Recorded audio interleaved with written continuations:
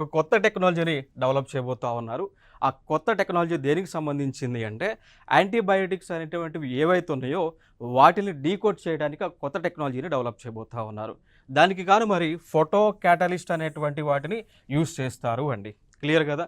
ఆ ఫోటో క్యాటలిస్ట్‌కి సంబంధించినటువంటివి CZTSWS2 అనేటువంటి కాంపోజిట్ అండి.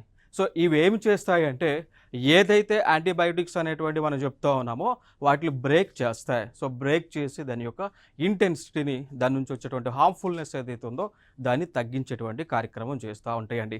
ఓకేనా? సో చూద్దాం. ఫర్ ఎగ్జాంపుల్ మీరు చూడండి, యాంటీబయోటిక్ అంటే సల్ఫామిథాక్సాల్ అని అంటాం. సో సల్ఫామిథాక్సాజోల్ అనేటువంటిది ఒక యాంటీబయోటిక్. ఇది జనరల్గా బ్యాక్టీరియాని చంపడానికి యూజ్ చేస్తూ ఉంటారు. బట్ ఎక్కువ మోతాదులో యాంటీబయాటిక్స్ గనక యూజ్ చేస్తే దాని వలన మనిషికి లాభంతో పాటు నష్టం కూడా ఉంటుంది అండి. సో ఆ నష్టం అనేటువంటిది జరగకుండా నష్ట చర్యలలో భాగంగా, నష్ట నివారణ చర్యలలో భాగంగా ఏం చేస్తూ ఉన్నారంటే ఈ టెక్నాలజీని డెవలప్ చేస్తూ ఉన్నారు.